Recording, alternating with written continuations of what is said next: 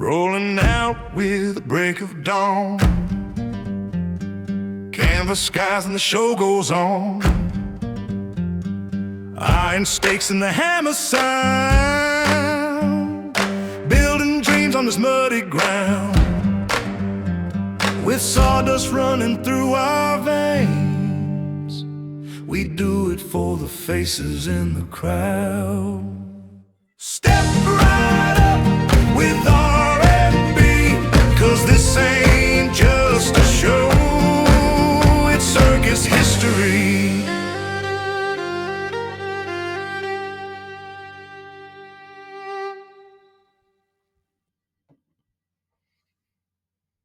And howdy, everyone, and welcome to Off the Rail Podcast, your podcast for everything circus. We're your Off the Rail ringmasters. I'm R. This How's is it B. going, guys? How you doing, B?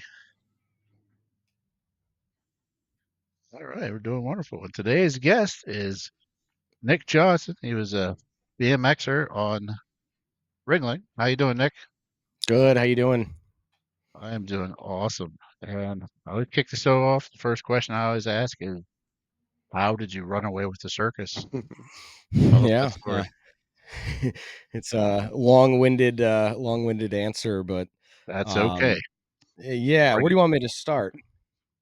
Well, I see. I mean, so you were a BMXer. Like okay, how did you end up getting an audition? How'd that work?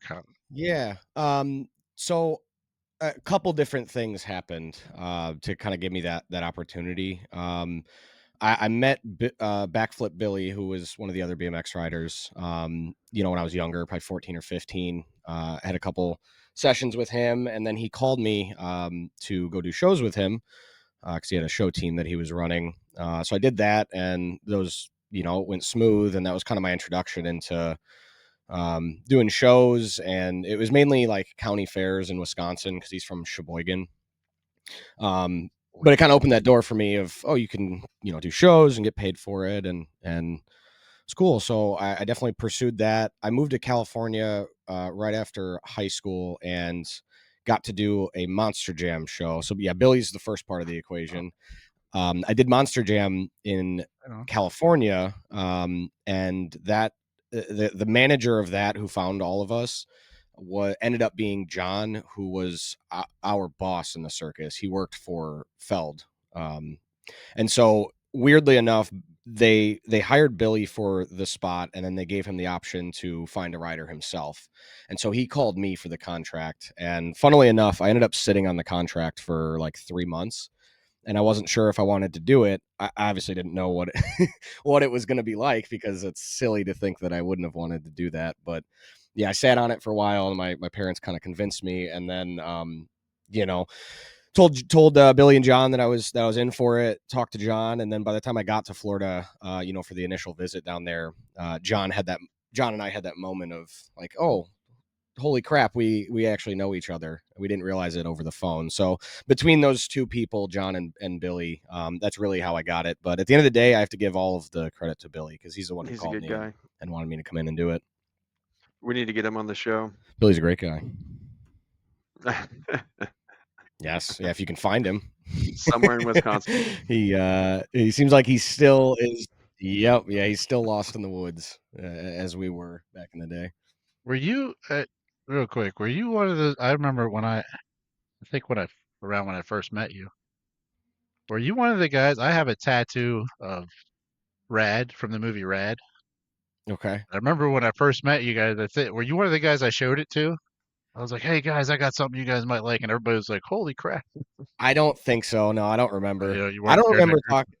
Unfortunately, I don't remember talking to you too much. I'm sure we had plenty of times. Hanging out, barbecuing, stuff like that. No, I don't. I actually didn't know. I didn't know you had a Rad tattoo. That's awesome. Yeah, from the movie Rad. Yeah, hell yeah. Where's it at? It's on my bicep, on my right arm. Okay. Or left arm, one of them. Yeah, that's awesome. I have so many tattoos, but yeah.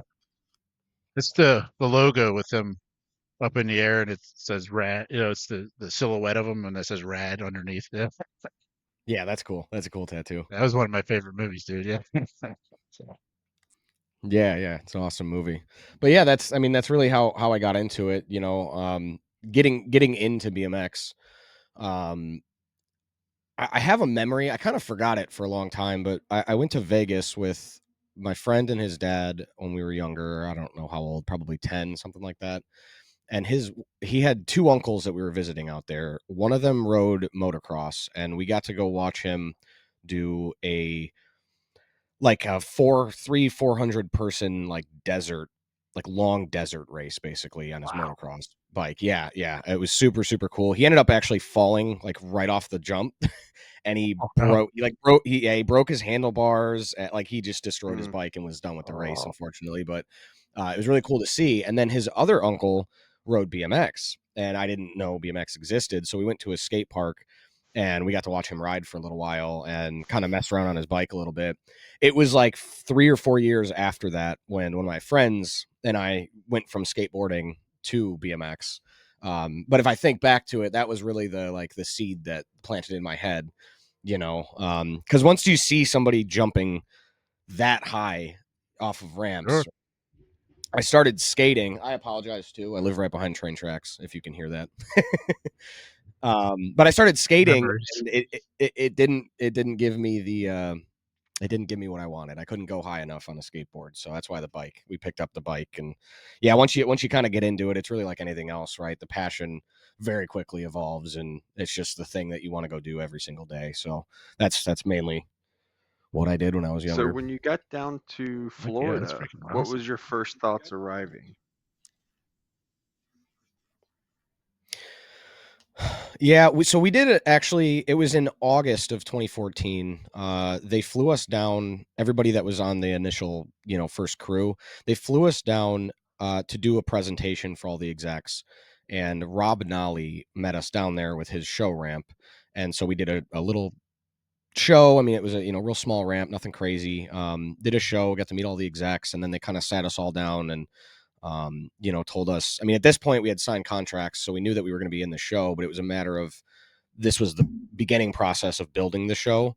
So they kind of talked to us about our look, the culture of BMX, and what they were looking for, and then obviously, the show itself. But they really kind of told us that they want us to be in charge of you know the show itself, like our act. We need to construct it ourselves. And then they also mentioned, because obviously Dan had gauges, big beard, tattoos, all that, and I remember it kind of surprised me that they mentioned that they wanted to keep the culture that we had, how we all looked pretty drastically different from one another.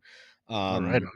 Yeah, and I remember Dan was obviously very happy because he didn't want to have to wear makeup or sleeves to cover up his tattoos and that sort of thing. So we all really appreciated that, and I feel like it was only like a day or two that we were there, and we gave them dimensions for our ramp so they could build it, and then that was it. And we flew back home, and until November, once we popped back to start building the show with everybody.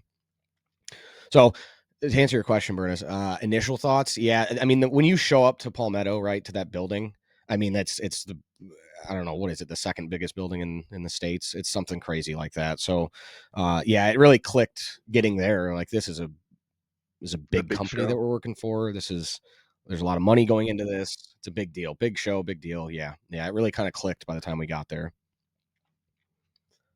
So, how long have you been at this point? How long have you been riding and doing BMX stuff? Yeah, at Like, that what is, point, yeah. so I started riding bikes about 2010, 2009, 2010, and this was 2014. So I was only 4 years into it, really. Oh, wow. So yeah, I was fairly new, I guess. Especially compared to a lot of the other guys, right? I was a handful of years younger than everyone else. Um, You were 18, right? and sorry, Burnus texted me. Yeah, yes, I was 18. I turned 19 in winter quarters. My birthday's in December. Right Yeah. on.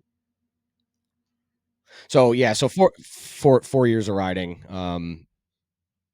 Yeah, I grew up riding. I kind of gravitated towards the guys that were older and better, which opened the door for them taking me on trips before I had my license. So I got to go ride out of state skate parks that were really big and nice, and big ramps and big trails, big dirt jumps. You do that long enough, it's just a matter of time before you learn how to jump boxes and air out quarter pipes, which is what our show was basically. So yeah, I learned how to jump stuff pretty quick. And that's, yeah, it just led to doing shows. That's pretty cool. So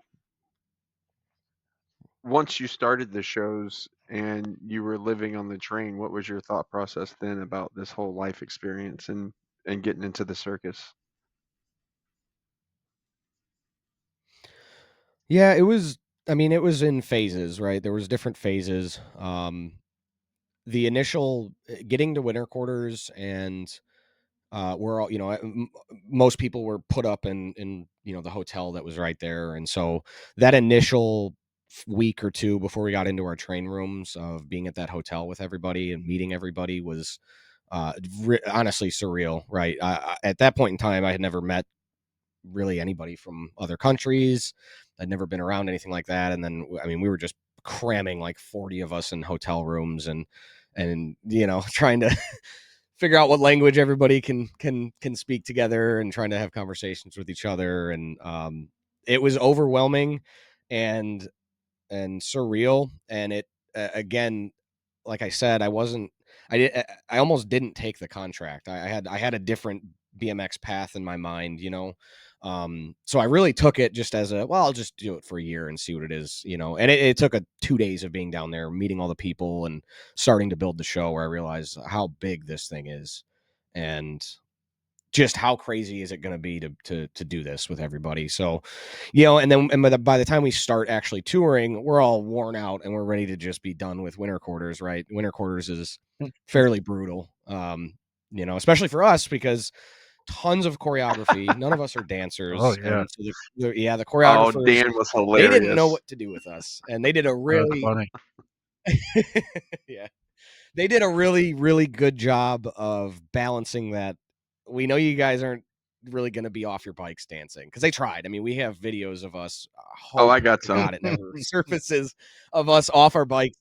Yeah, dancing and just trying it out, and none of us were happy about it. So what we ultimately ended up with, throughout the different parts in the show where we come out, aside from a few things like spec finale and sale and stuff like that, we had our bikes throughout the entire show, and that's really what we wanted. I can mess around and be silly on the ground, but I have to have my bike. I didn't sign up to dance, but yeah, so once we got out of winter quarters, it's like a relief to actually get the shows going. And the first couple weeks of shows were a bit nerve-wracking, I remember, which was a little weird for me, because I'd gotten used to doing the smaller shows that I was doing with Billy before that, where they weren't really making me nervous anymore. In an arena full of people, with such a choreographed show like that, yeah, it made me little nervous, but it very quickly just turned into, this is what we do every day. And then kind of opens the door to start focusing on what we're doing outside of the shows, right? What kind of people are we going to hang around with? What can we do tourist wise outside of the shows, and what cities that we're in? And I mean, obviously you guys were in it too. So that was a huge part of the whole experience, was Oh getting to yeah. travel, right? Because yeah, we have a bunch of shows we have to do. There's lots of Well, let's go to this responsibilities, one restaurant. but there is downtime. Yeah, there's downtime to go eat food, go camp, go do touristy stuff, go to museums. Like there's uh, anything for any of us to go do based on whatever our interests are. There was almost always something to do. There's a few cities where there's really nothing to do. We Yeah. learned that, but you learn that from the seasoned circus guy people, right? Us new people coming in, we kind of get the lowdown from what cities, what to go do in what cities, and where to eat, and what barbecue places you need to go to, stuff like Oh that. yeah. Yep, yeah. But overwhelming, I guess, was the initial thing. Pretty much all through winter quarters. It's hard to believe. Hard to believe that I was there. Yeah, it's how does performing for a circus audience differ from being out on the street performing? Yeah, that's a good question. I guess if like the the like county fair shows that Billy and I would do, it's a similar audience. It's people that are showing up for something much more than our specific show, right? It's different than like going to a jam, which is what we'll call like events that a bunch of companies will sponsor an event and it'll be a Sure. jam and then they'll do a contest. Like that's all BMX community that's showing up to that, the audience members, all that. So it's a little bit different to perform with people that we're just like generally unaware of BMX's existence, all the way up to meeting a dad with his kid and his kid races. And I mean, it's really, we got the widest variety of an audience by far, doing the Right. circus Yeah. shows rather than, having 40 people watch our shows at the county fairs. So I think that was probably the biggest difference, obviously, was just the reach. There was just so many people that I feel like we got to expose the sport to. And then the pre-show routine, getting to meet these people. There was a lot of people that, like I said, dads bringing their kids over and really excited to meet me or meet the other guys because their son races or he rides freestyle BMX, and he wants to come up. So it's like, yeah, you kind of got such a wide variety of an audience that it was cool. It was interesting. And it was a privilege to be able to be part of that exposure for the sport, right, on a weekly basis across the entire What would United you do for States. pre-show? Let's Right on. explain Right that a on. little bit. Yeah, we had an act for pre-show that was, I don't know what, 5 minutes long. I can't remember the time slots. And we were in the second ring, so we were like right in the middle. One of us would announce on a small little, small speaker, and we would do little tricks here and there. We kind of mixed up pre-show quite a bit as the show progressed, obviously. Anybody who's done shows the same thing every single day, it gets to the point where you have to find ways to mix it up, right? So we did a lot of different things in our pre-show, but I mean, mainly it was just kind of getting up close and personal with the audience. We obviously would jump over 3 or 4 kids, adults, whatever. We'd jump over people. We would show them different kinds of tricks, and then just kind of talk about the sport, talk about safety and helmets and that sort of thing. And really, I liked to more so just do laps around the other guys because I was only a couple years into riding. I didn't really spend any time learning how to do tricks on the ground. Dan and Billy, all these guys, Koji. Koji, they had all these cool things they could do on the ground. Yeah, I couldn't really do much on the ground, so I kind of just was a cheerleader where I would do circles and give high fives and talk to people. And I will say though that I did pick up that mic. I think the second year of touring, where we started a rotation because Kenny got sick of it. So, but yeah, Billy picked up the mic for a while. Koji did it. I think all of us at some point were doing the mic in pre-show, which I will say was much more terrifying than doing our shows. Not having to talk to people. Yeah, yeah. And you get you I hear- get used to it, but the little hiccups and stuff, it Oh, seems sure. like it's the entire arena that can hear you, and and yeah, it was fun though. Speaking of terrifying, have you had any like close calls in the show, like Yeah, near like getting accidents? yeah, yeah. I had a handful. I fell 5 times probably in our shows, like actually fell.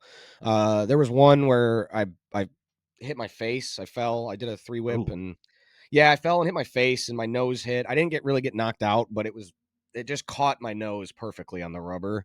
And so when I kind of came to, my nose was bleeding all over the place, and my instinct was, well, let's get away from all of the audience, right? So I just kind of sure. grabbed my Yeah. grabbed my bike, ran backstage, and Angela, God bless her heart, had saw that I fell, and so she had her head like poking through the portal, looking at me like, "Are you okay?" And so she was ready for me. But yeah, I had a few little instances like that.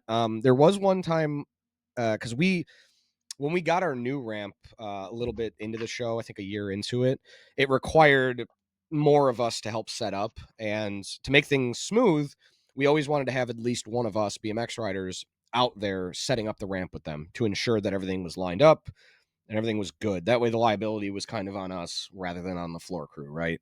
And so there was one time when we were setting up, we were wenching down the landing, and the wench had been popped in the wrong way. So by the time we got the lip or the landing up to its tipping point, typically we walk it down, but it's on a wench, right? Well, it didn't walk down; it fell. Oh no. And this was our steel ramp, so God only knows how much that thing weighed. Ooh. But typically we would stand not underneath it, but we would kind of guide it down. And for whatever reason that day, I was the only one with my hand on it, and I was on the side of it. And so when it fell, it echoed in the entire arena. It sounded like a bomb went off, right? And when I looked down, my feet were an inch. Ooh. My toes were an inch from that Ooh.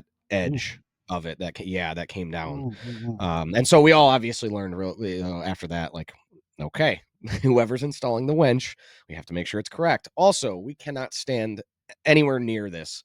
Let it go down. If it falls on its own, just make sure none of us are Sure, close to yeah. it. So, yeah, but like random little stuff like that, when you're in arenas like that with the amount of equipment that not just us, but everything backstage, right? I had one of the elephants when it was turning to get to the portal.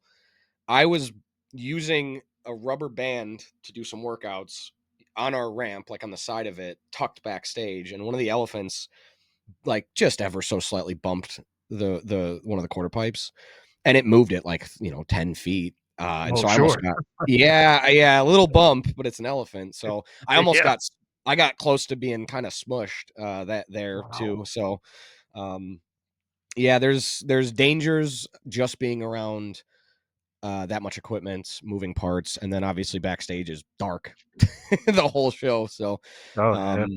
yeah, as far as riding, I was good. I didn't really get severely injured. I tore a ligament in my elbow, not during our act. This was during finale. I just Oh, I turned too close to somebody and I kind of fell and I put my arms out and hyperextended my elbow. So ooh. I'd have I'd have surgery to fix that, but that was like 2 weeks I was out. So I was fortunate. I was fortunate to come out of it Yeah. healthy. So, what was your go-to trick I'd for say the it. Yeah. circus? I think I know. Yeah.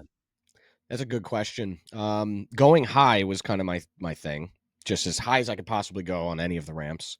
Um, and aside from that, I don't really do backflips. I do barrel rolls, so they're kind of like off axis backflips, and that was really almost always my go-to, just because it stood out a little bit from what the rest of the guys were doing, and I liked doing them. They're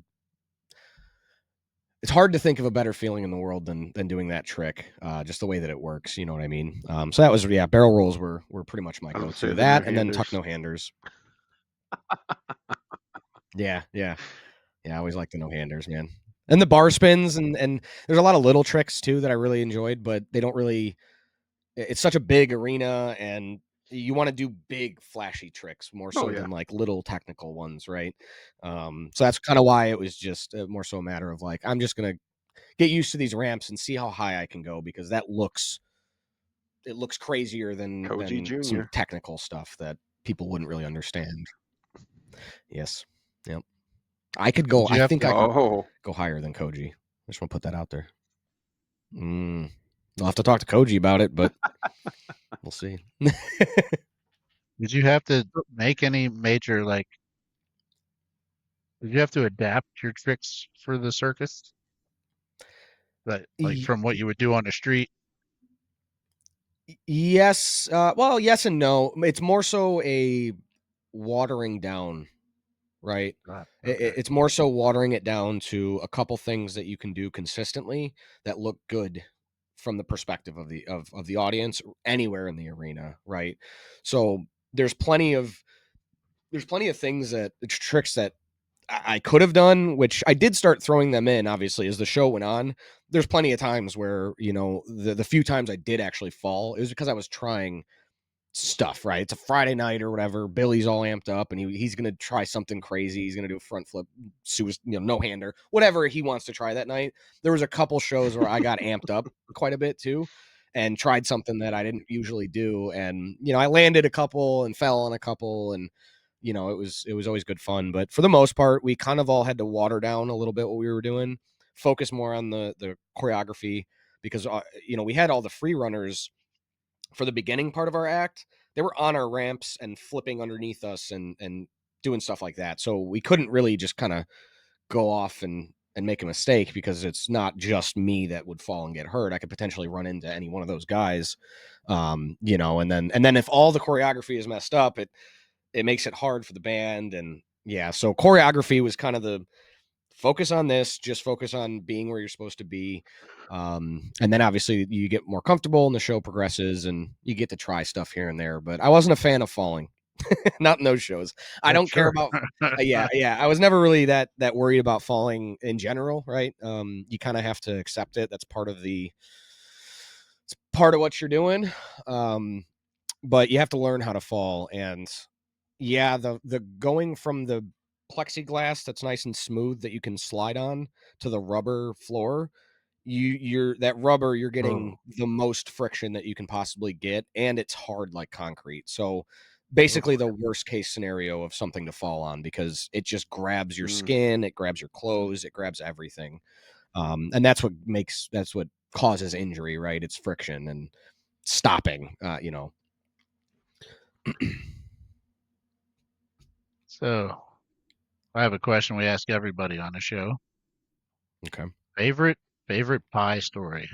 Have you been pied? Who have you pied? I did get pied in winter quarters for my 19th birthday. And I'm trying to think back. No, I didn't get pied on my other birthdays because we always took a break right around Christmas, right? We had like a Yep. 2-week break, Winter quarter. Yeah. right? Yeah. Okay. I was always, Yep. yeah, I was either home. I would travel for all those Christmas breaks. So I was always gone for my birthday. But yeah, winter quarters. I don't remember what clown it was. It's probably Dean. Yeah, Dean, or might have been Lindsay. But yeah, it's on my Instagram. I got pied, and I was still learning about the circus, right? The tradition and all that. So I didn't really know that was that kind of a tradition until afterwards. So I'm glad I took a picture of it, because it's something that I have, you know, to say, yeah, Heck I got yeah. pied by a Ringling clown. Right on. Yeah, unfortunately, not a great story. I don't really remember it. It was winter quarters. Winter quarters was a blur. It very quickly turned into a blur. Yeah. You never pied anybody yourself? No, I don't know. I don't think so.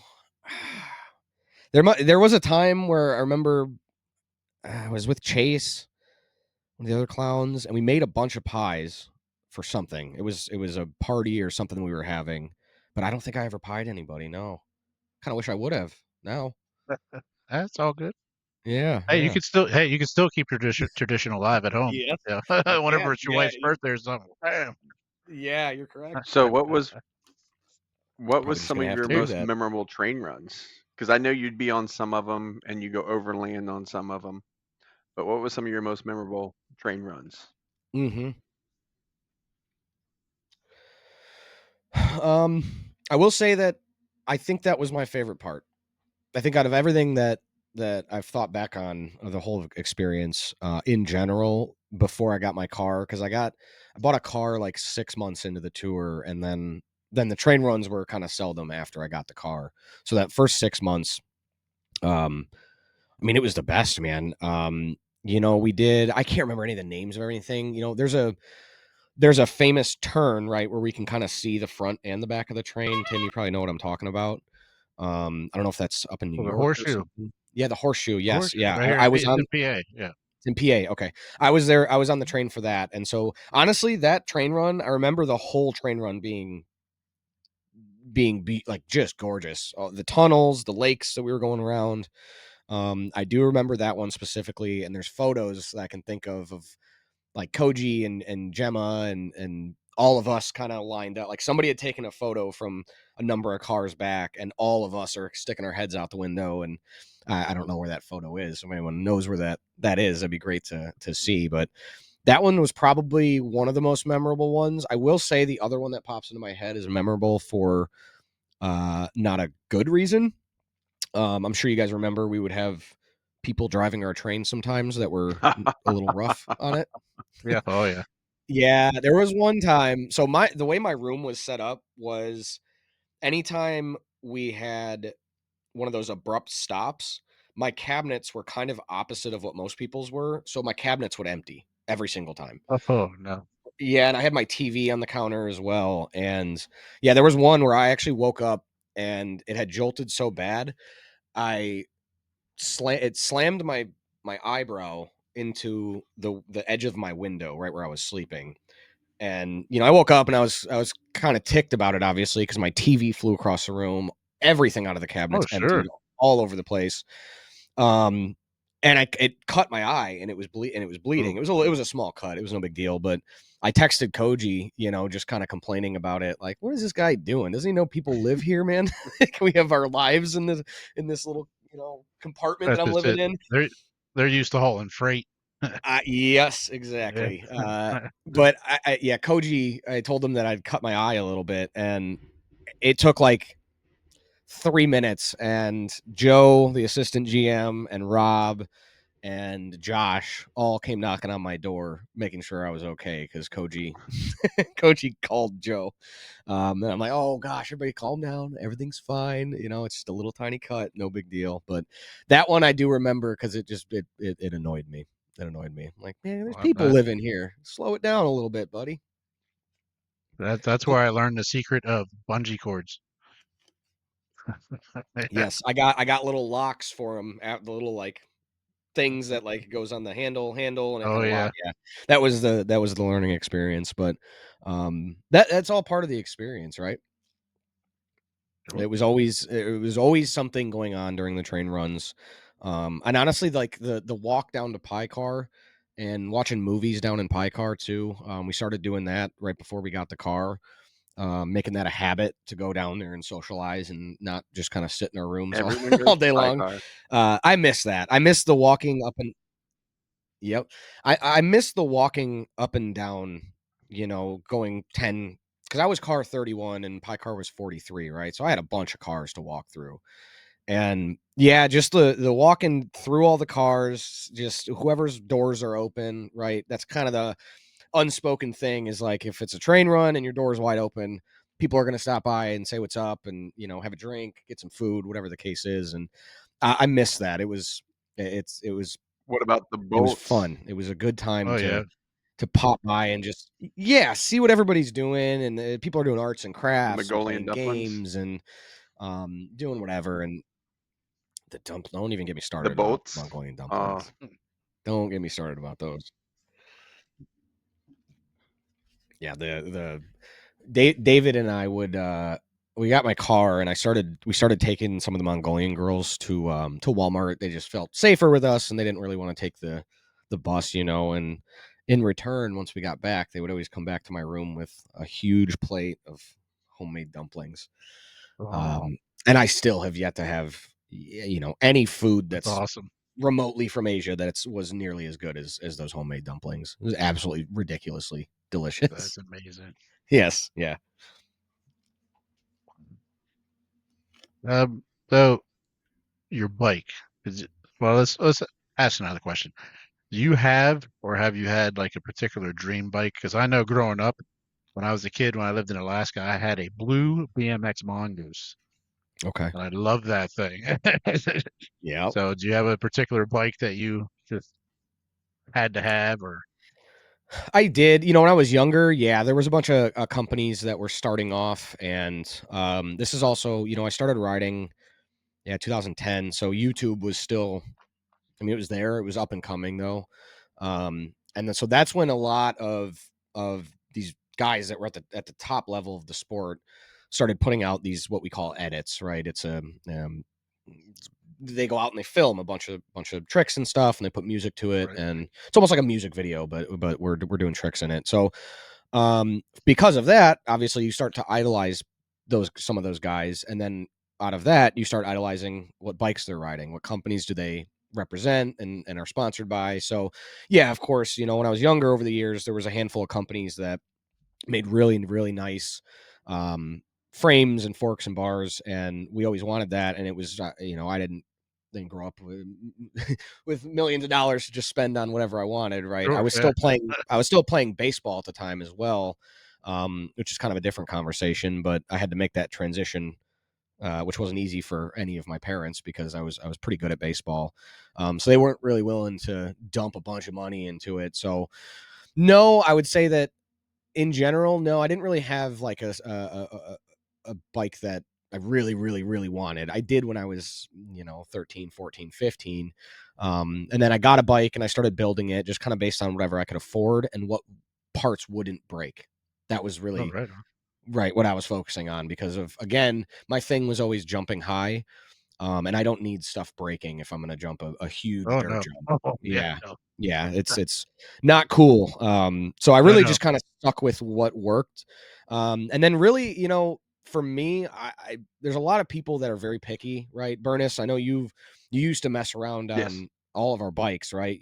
You probably remember how significantly different my bike was compared to Billy or All of your guys' Koji's, were right? significantly different from each Like, other's. Yeah. yes, yeah, they all feel significantly different because the measurements of all the different parts, the frame length, the frame height, like it's all preference based. I never was super picky about it. I think my preference came from I just kept getting parts that I liked and you get used to it, and that's really what it is you get used to the feel of your bike to where you actually don't really notice that it's there. It just does what you want it to do. You get on someone else's bike, it does nothing what that you want it to do. It's probably similar to that's my horse, that's your horse, right? They're going to act differently if I ride your horse because your horse Oh yeah. knows you.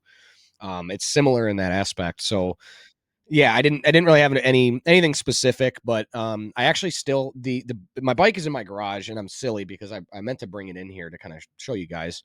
Um, I haven't touched my bike since the show ended. Like I rode a little bit afterwards, but I haven't changed a single part on the bike. I So don't know. that is my show bike still in the garage out there, So you which did. is kind of cool. So it wasn't a specific, but so your bikes were you more like Mary Shelley's Frankenstein. You just Yes, got the yes. best. Yeah, Oh, lots of that's different cool. companies. Yeah, because there's All there's right. um there's a lot of BMX companies that specialize, in specifically making hubs, right? They'll make crank arms and bars and stuff like that, but like Profile makes really good hubs. So like most people would buy those Profile hubs and then they'd find bars that handlebars that they like, frames that they like, stuff like that. So yeah, if I were to like sit down and try to tell you all the companies that they're on my bike, it'd probably be yeah, six to 10 different companies that make all the different parts. Yeah. What Right was on. your What was your most memorable show experience? You Good or can do bad both. or both? Okay. Um, well, the bad one is obvious, and I probably don't need to talk about it too much in depth. But yeah, one of our guys fell Mm, pretty bad. Bob, Um, it was obviously filmed. Yeah, yeah, it was all over the news, and that was a rough night. that was scary. It was scary. It was a very rough night, yeah. And it made shows obviously the next day, the next morning. That night actually we did a show because it No, was a that was the morning. last. I No, think it it was was a a night morning show show. that he fell. Yeah, because And I was was it a in night Pie show? Card Junior, A night show. and Okay. I had just closed Pie Card Junior because we always close an hour before at the last show. So Hmm. Yeah, yeah. No, you're right because I do remember it being dark. Once they got him like in the ambulance and stuff, we were all kind of backstage with him. Yeah, you're right. It was a night show. So yeah, it was a rough time. Obviously Bob is doing Bob now. I see him on Facebook all the time. He's still riding bikes too, which is crazy to me. And Bob is a legend. I don't know how much you guys knew about Bob, but anybody in the BMX world who knows anything about any of the guys that are good knows Bob's name. Everybody does. And it's funny because he seemed like a very reclusive over the years to where like people didn't know if he was still around. Like he's a very legendary kind of guy in the he world of does some BMX. insane So things. it was really, really cool to get to meet him. I say he's done some insane What's that? things. Yeah, yeah. No, he's done lots of tricks that nobody's ever done before. Lots of them. Wow. But yeah, so it was really cool to meet him and do all that. Very unfortunate that he had that incident. I'm glad that he's doing as well as he can be at this point. So that would be my bad, most memorable by far, like very vivid that night. Sure. Going through how he fell, because it was me and Dima right there, as soon as he fell on it by his side. So, you just don't know what to do in that kind of situation. You know what I mean? Yeah. It's an arena full of people. It's craziness. As far as, good, like favorite show that we did, there were, I don't really have anything specific that has popped into my head. I landed a couple, like I did a backflip tail whip, I think in like one or two shows. I think I landed one of them. That's kind of a highlight for me because, that's a lot of pressure to go and try to do something like that in the middle of a choreographed show. And I'd already tried one before and fell kind of. I didn't really, fall that bad, but stumbled quite a bit, had to jump up and, was like, oh man, so close, So I do remember landing one of those and then landing a backflip no-hander as well in one of the shows. And just and this was months and months. It was like towards the end of the first year. So all of the dancers, the everybody that we were friends with on the show, real close friends with, knew how we rode, right? And they had all come and traveled with us, like you did, Burnus, outside of the shows, and you actually got to go see us ride skate parks and What was that whatever one we were in riding, and so you kind of got to out west? There see. was one that had that concrete ball. That was insane. Yeah, that's The night that Koji it's not checked Santa his Fe. Yeah, I remember. Yep. Yes, yeah. No, I don't remember what that skate park's called. I should. I can picture the whole park right now in my head, but yeah. So you got to kind of see what Oh, we're yeah. capable of outside of the shows, right? And so did some of our other friends. And so I do remember when I would try stuff like that. If I'd ever land it, it was cool to see some of those friends that had gotten so used to how we ride where they're not impressed with what we're doing in the shows because they know that we watered everything down, right? It was cool to see them be excited after I would land something like that, right? And come up to me like, that's crazy, because they know that was the top of what I could do, right? I can't really do better than that. It was the best I could do, and I landed it, So I would say, yeah, one of those shows where I did something out of the ordinary and landed it was always obviously a really, really good feeling. And then the funny part too is then immediately after that, I have production going, hey, can you do that every show? I'm like, no, absolutely not. I'm like, maybe in 2 or 3 years, if we keep the show going, yeah, I could definitely start incorporating some better stuff, because we're just going to keep getting better the more we do it. But yeah, no, I'm not just going to start doing that every show. I'm going to end up at home. It hurt.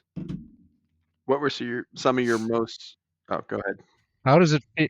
Uh, Never mind.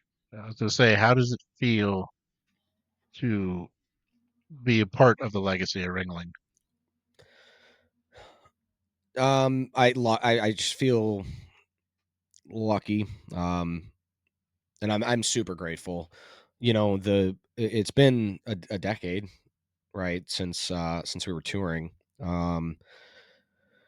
and a lot's happened since then. I've gotten married and bought a house, and we have a 1-year-old now, and I've expanded on my career and moved companies, stuff like that. And throughout all of the things that I've done in the last 8 years or so since it ended, there's lessons, there's things that come up that I learned in the circus, right? How to appreciate the moment.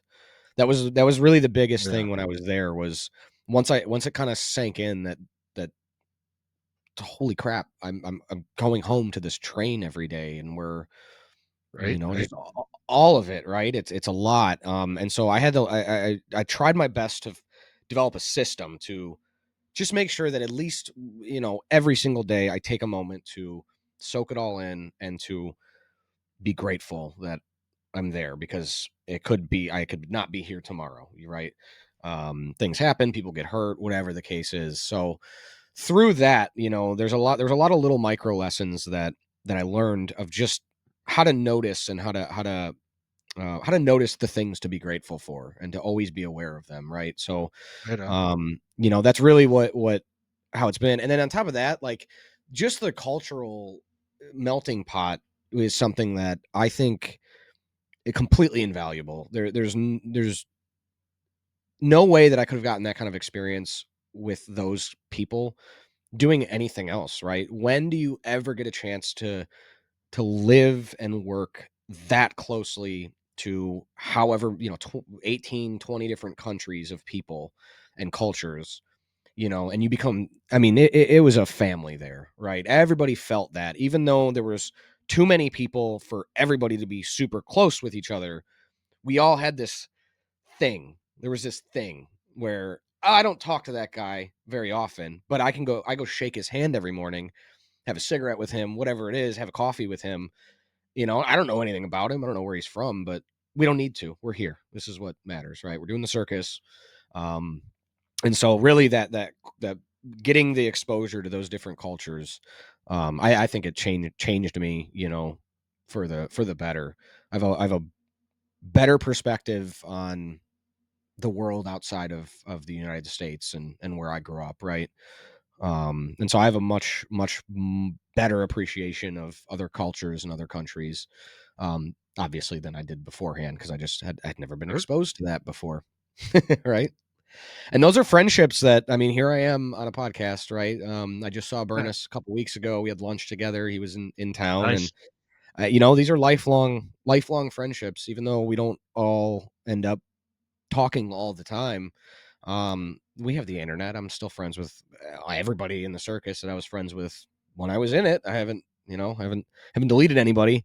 And so seeing everybody's lives progress beyond it, those that didn't transition to a different show, Disney on Ice, whatever the case is, right? The rest of us that kind of went back to normal life, had kids, that sort of thing. It's good. There's a bond there between everybody that was on that show and anybody that's really been on any show for a period of time, long enough to kind of see the whole picture. Yeah, there's a lifelong bond there. It's a brotherhood, and brother sisterhood. It is, and sisterhood. Yes. So, what were some of your favorite pie car meals? I like to ask every few people that. Interesting. I haven't thought about pie car meals in a long time.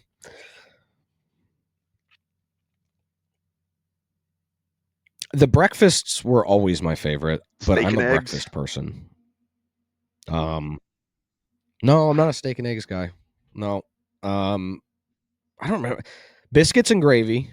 I remember you We all used to do did, biscuits yeah. and gravy, right? Yeah. There was I feel like there was always biscuits and gravy. Yeah, biscuits and gravy, some eggs and hash browns. Did you guys do hash browns? Yeah, right. You guys did pretty much everything. Honestly, I think the breakfasts were always my favorite. If you want to talk about your cooking, Burnus, we talked about that last time, right? The campfire Oh, yeah. tinfoil meals are just the absolute best food When I've we go probably ever had camping, in my life. yeah. And it's just thrown into tinfoil. Yes, yeah. You also had, I remember, you made like shrimp. Was it like shrimp pad thai? And you ended up with, you took the rest of it. There was like 2 big bins of it from Pie Car, because I don't think you guys sold all of it. And I remember we went out camping, and that's what we all just sat around and ate that night around a fire, was this extremely wasn't that spicy spicy. shrimp pad thai. I still remember that. It wasn't that spicy. Come on. What's that? I know. I'm a spicy guy. I remember it being spicy. But I still remember that pad thai, because I've had pad thai a bunch of times since then, and I'm like, I don't remember it being this bad. I remember it being really good. It's because it was, I think it was yours, it was right? me Did you or make John. that? Okay. Yeah, no, Pie Car was great. It really was. It's where everyone came and Like, socialized, and that's where you got all the dirt. well, Oh yeah. we would get all the dirt on people. Yeah. It was also so important, right? Being in arenas like that, I'm sure, the audience listening to this, I would assume have an idea of how the circus works, right? But we'd have every week we would have 3 shows on Saturdays Saturdays and sometimes Sundays. We would do Yeah. 6-packs like all the time. So we don't really have time. You don't have time to run out and grab lunch unless luckily there's something right across the street from the arena, and it's usually greasy, fast food sort of food because it's got to be quick. So it's you had a really important job. Pie car was very important. It kept everybody fed, and it wasn't terrible food. It was, not super greasy, and then you got the dirt on everybody, so it was a good place to hang out. And I'm a huge coffee drinker, if nobody can tell, and so that was really my thing, was always going to Pie Car for some coffee. So we heard one of your favorite train runs. What was one of your favorite venues or towns, I should say? Ooh, okay. Brooklyn Center. Brooklyn. What center? No, I would argue that was the worst. Yeah, I would argue that was the worst. I was just explaining to one of my buddies that It was was forever. it 2 weeks or 3 weeks? 2 weeks. It was forever. Yeah, I do wake up sometimes and I'm like, am I in the arena and am I at the Barclays Center? No, I'm home. Okay, thank God. No, yeah, I don't remember if it was 2 or 3 weeks, but good God, yeah, that was a nightmare. My favorite venue, I think, is a Cow Palace. San Francisco. And yeah. For a couple different reasons, right? The Cow Palace is, the history behind it is cool, right? It's also positioned like way up on a hill, so you have a view. Yeah, you got a nice view of San Francisco. And when we got there, I remember after the load in and the rehearsal night, whatever day it was, it must have been the first day there. There was a couple floor crew people that had been to that arena a bunch of times before, and they wanted to take us up on the roof. And I'm happy to say this now because I'm assuming it's fine. It's been a decade, right? So they brought us up onto the roof, a huge group of us. And I mean, it's a roof of an arena, and there's no railing, there's no nothing. And we all went and sat on the edge of that roof and, looked at San Francisco. And that was one of those nights where, like, yeah, I just couldn't really. It was such a cool historical place to be, and like here we are on the roof of it, hanging out, doing whatever we were doing. And there's also there's like, the way that the building is structured is on either side of the arena. There's like giant concrete arches basically, and then the rest of the arena kind of domes over that. You can actually access those areas, and the floor moves like that, and it's covered in graffiti from God knows from when. And I remember the whole week we were there, every night, because I think we were sleeping in that arena. Every night we would go into that little concrete box area, and we would just hang out. And I don't know, there was just something so cool about that arena and about that week. It's hard to kind of pinpoint what it was, but I think that was my favorite arena. It was not the nicest, I will say that. Obviously it's super old. It's I think it's a ground floor arena too, which is kind of weird.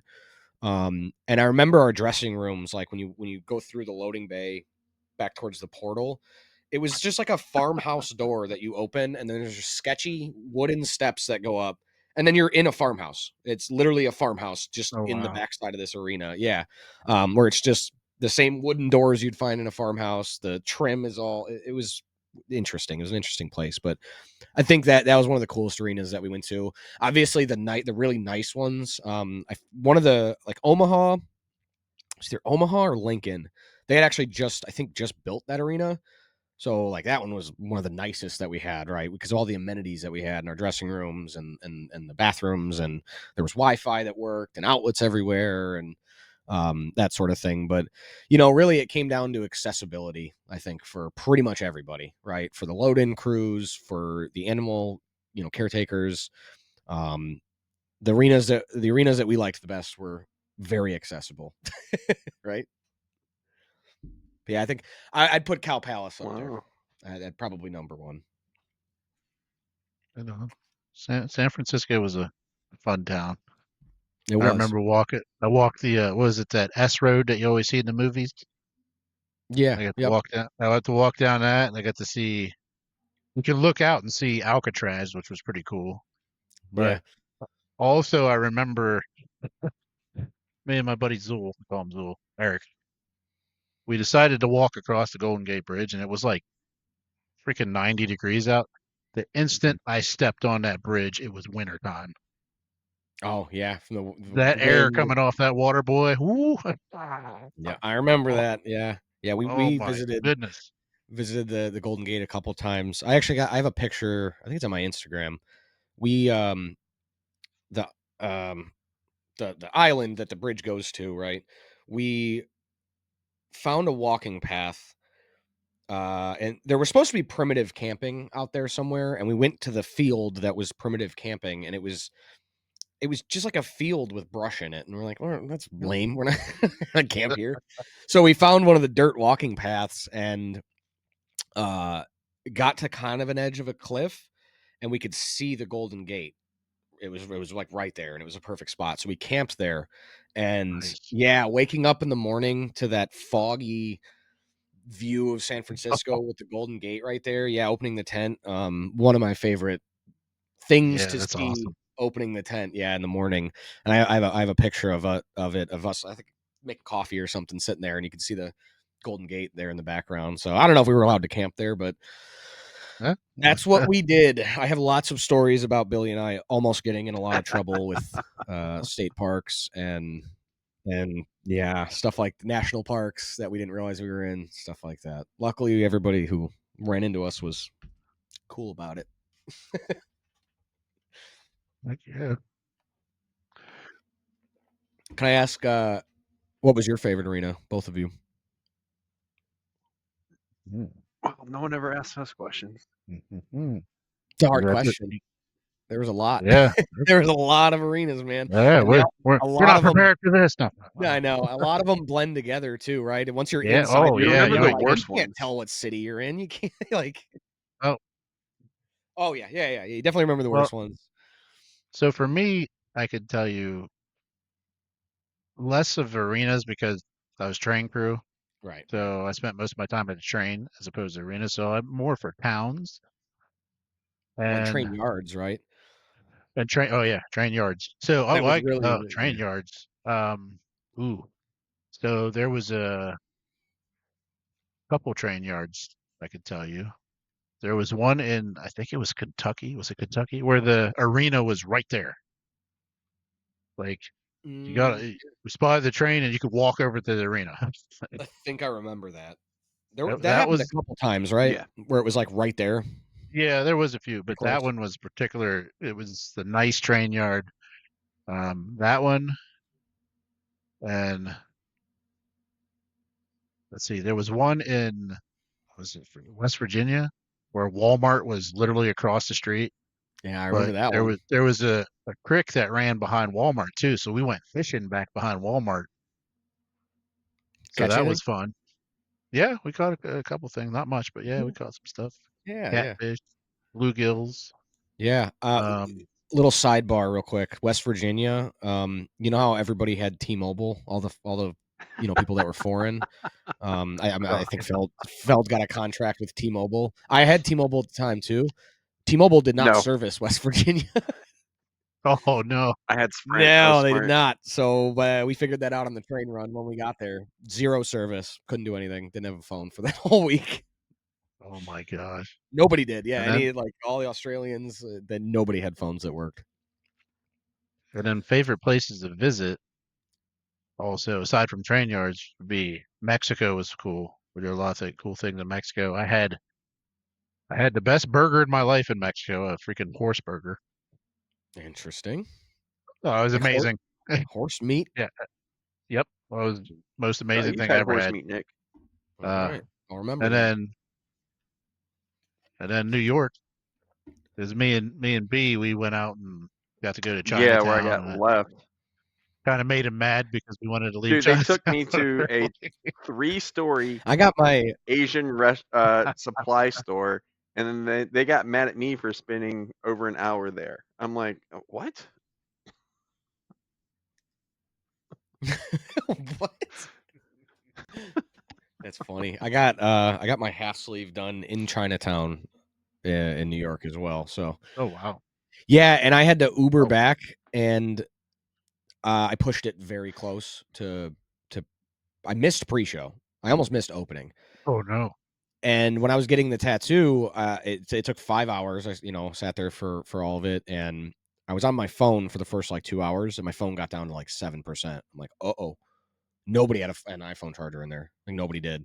And I had to Uber back to the arena. I'm like, dude, oh my God, if my phone dies, I don't know anybody's phone numbers off the top of my head. Oh no. Yeah. And on top of that, I'm like, hey man, I kind of have to leave, and I'm not gonna be able to come back. Like, just hurry it up a little bit, let's go. And so yeah, he wrapped it.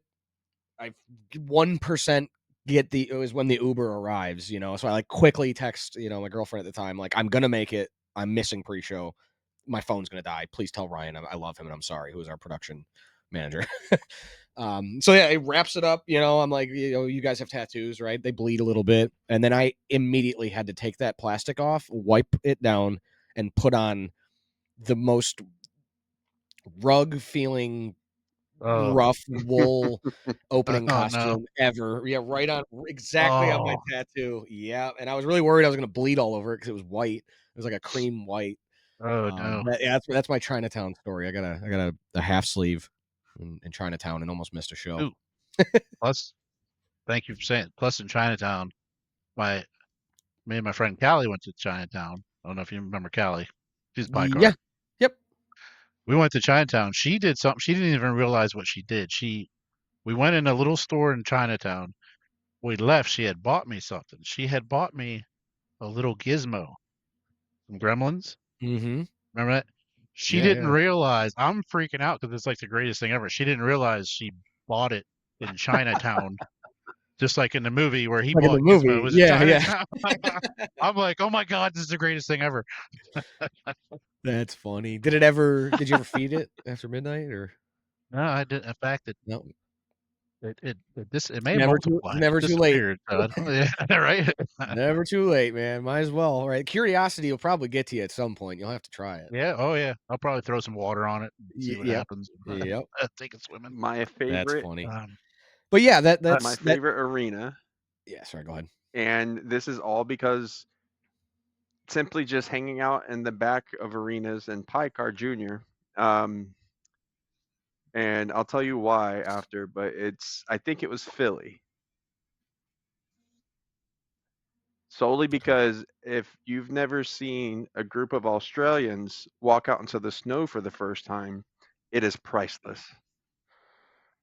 oh man, that's Because they funny. don't know how to walk.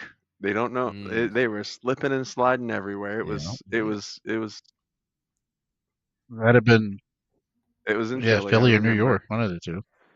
because we were right outside, just at the back door, and they all came out and like, "Oh, it's snow!" And then boom, boom, boom, boom, boom, one after another just fell. Golf. Yeah. But besides that, I Oh would man, think That's funny. Atlanta was a good arena.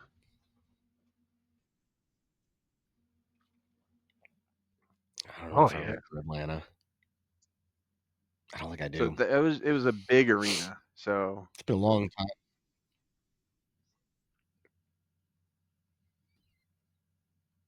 Where That's did what Atlanta was. yeah, remind me because I was trying to remember last night. Where did Bob fall? Was that Virginia, West Wilkes-Barre? Virginia. I think No, it wasn't West Wilkes-Barre's Virginia. My phone Wilkes-Barre's looked. in PA. That's in PA. Yeah, yeah. Yeah. It was the one. I think we only had like. Didn't we only have like one arena that was on a college campus? That's because that's where he fell. And I'm trying to remember if that was Wilkes-Barre I think it or I was mean it really doesn't Wilkes-Barre. matter, but um the details of that added to why his fall was as bad as it was because it wasn't a normal arena. It's like a college. It's like a college town or a college arena or something like that, or a university arena. But I can't remember what town that was in. I'm pretty sure I thought it was it was Wilkes-Barre. Why was Atlanta? You liked Atlanta just was because it was a nice, bigger, fancy It wasn't arena? really. We were in I think the old one still, but it was a bigger arena. It was just more space in the back.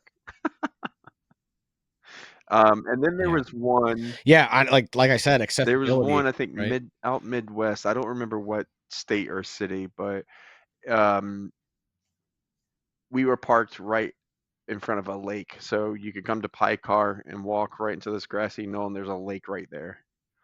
And everyone would come out and get lunch, and I don't know, it was just a beautiful scenery. I think I remember that arena. It was like When the pump guy, what am I when the picturing in pump my guy head? came and did the Pie Car Junior, and everyone almost threw up. I Yep, do remember it that was that actually. arena. That's funny. Yeah, I can vaguely picture that arena. There's a picture that I can't talk about that involves Dan, and it's at that arena. It's like on one of the outside areas, you know, by that lake. Yeah, I'll tell you after we're done. Maybe I'll send it I to you. I thought don't know if I have it Dan anymore, did but if that I do, I'll in definitely send it Norfolk. to you.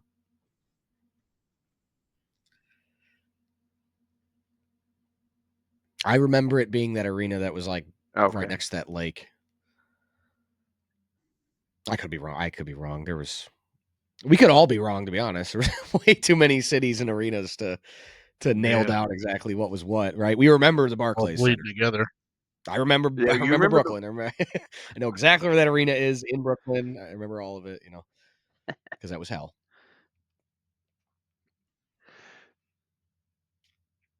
Oh, we are getting closer to that time. So I do have a question for you. Would it be an inconvenience for you to go get your bike and bring it in Not right at now? all. Yeah, if you guys give me Yeah, that's just a couple sure. minutes. Yeah, yeah. Also, real quick, I have kept this over the Wow. years. Oh yeah, look at I have Yeah, lost mine. that. I just cleaned it too Yeah, because the front of it looked like I got that. It all was mine. haggard. Yeah, so I cleaned it off a little bit. I got like This is 6 or actually 7 like the of second or them. third one that I got because, of course, being 19, I'm gonna lose everything. Yeah, give me 1 second. I'll go grab it. Yeah.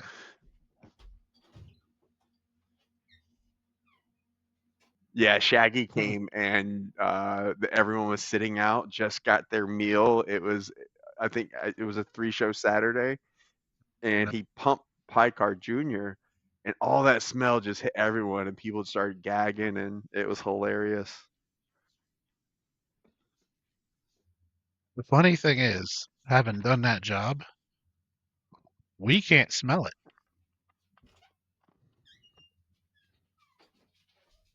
Oh, there it is. There it is. Yeah, I'll hold it Oh up so you guys yeah, can see it. I Oh remember that yeah, look bike. at that. Yep. So that with that bike with those shoes, huh? Yep. Yep. And I have, again, like, you can see how disgusting. Oh wow. I have not touched this since the show was done. I mean, I rode a little bit, That's great. but I haven't ridden in probably 5 or 6 years at all. Haven't even touched it. You think that's something you're gonna pass down? Maybe. There's this weird thing that happens when you're doing stuff like that, riding bikes, getting hurt all the time. And then you have a kid. You're like, well, I want my kid to be awesome because I the things I did were awesome. And then I think back, and I don't want him getting hurt. So I don't know. Right? I don't know how I feel about it. Right? Yeah, I do. As he gets older, he just turned 1 here in October. So over the next couple of years, get him a little strider and get him on the bike. And then, of course, I want to take him to the skate park and kind of get back into Sure. it. Oh yeah. Show him that Dad used to be cool before he was fat and out of shape and old, right? So we'll see. I mean, at the end of the day, I do lean more towards nudging him in directions of things that are not going to potentially put him in the hospital all the time. Sure. Oh yeah. That's But understandable. I know how I was, and Just nobody buy him could a tell mouth me guard. to do anything else. Yes, mouth guard, the helmet. Helmet is the most Yeah. important thing. Oh yeah. Yeah. Oh yeah. And having the right helmet. So we'll see. I mean, if he's anything like me, he's gonna do what he wants to do because that's what I did. All right. Well, before we go, do you have any advice? I like to ask everybody this. Do you have any advice for anybody who wants to run away and form, do stuff like that, run away with the circus or any kind of show? Yeah, it takes a certain kind of person to do anything like that, to kind of up and go, right? One, uh being tied down to where you're currently at obviously makes it a little bit more complicated. But really, I mean, anybody who wants to travel and um has that performer in them, right? Because before the circus, I would never consider myself a performer or an entertainer. I was a BMX rider, right? Um, and then it evolves into, well, yeah, I guess this is entertainment, of some form. We got to do TV shows, and there's a bunch of stuff that we didn't talk about today. The PR events and the interviews on the Oh news, yeah. stuff like that, right? Um, that was it. I didn't think I was that kind of person, but when you're kind of thrust into it, made me realize that, like, oh, the that bike is not just it's not just what I thought it was. It's way more than that, and it's allowed me to do way more than that. And I think my advice to people would be to, um, you know, focus on those things that feel like they're a little bit bigger than you. Whatever passion, whatever hobby you have, if it's again music, right? We had a live band. There's tons of contracts that you can do on cruise ships and overseas, stuff like that. If you're a musician, that's one thing that you can look at doing. And you also don't have to uproot your entire life, right? You can find a contract that's 6 months, as long as you can manage your home life and allow you to go and travel. So my advice would be to lean into whatever it is that would put you out in front of people, and allow you to do something like that, right? But you have to recognize that, you know it's doing a disservice to the world to have talent in anything and to not give it to the world, in my opinion. Yeah. You guys starting this podcast, right? It's a great idea. It's sharing people's stories, such as myself, and it's that this is a talent that you guys are developing. And if you guys were to not do this, right, it would be worse for the world, in my opinion. So for you guys to be doing this is a good example of kind of Thank you. following that passion, and yeah, of course, following that passion, and making the world a little bit better, right? By allowing people to share their stories. And there's a lot of people out there that don't know that kind of world of entertainment exists. It's kind of just you're either a rock star or you're not, right? You're either a movie star or you're not in movies. That's not really the case. There's tons of opportunity out there if you're driven and motivated, and you can recognize that there's something in you that is driving you in the direction of entertainment. So yeah, that'd be my long-winded advice, would be to lean into whatever that thing is that would point you in that direction. And honestly, like I said, I was not trying to go do that contract. I really thought that my path needed to go a different direction in BMX, and boy, was I wrong, right? And then so very quickly learned that I didn't know anything about the world. I didn't know anything about contracts. I didn't know anything about entertainment. And I didn't know that much about myself. That's really what I learned, was this thing is for me, and even though I didn't really go and do anything entertainment wise beyond that, they're all things that I cherish. So lean into whatever it is that's driving you. Everybody's got something. That I can say with confidence. Every single person out there has something, and they need to lean into it, because the world wants to see it, hear it, read it. That's the truth, in my opinion. Very nice. There you go, folks. You heard it right here. So, I mean, you got stuff you feel like do it, just do it. You know what I mean? Get it Just out do it. there. And with that said, I'd like to thank you, Nick, for being on the show. We enjoyed hearing your story. Thank you for coming. Thank you And very much, thank you, guys. listeners. Thank you, listeners and followers. Remember, like, share, and subscribe. And with that said, we'll see you down the road.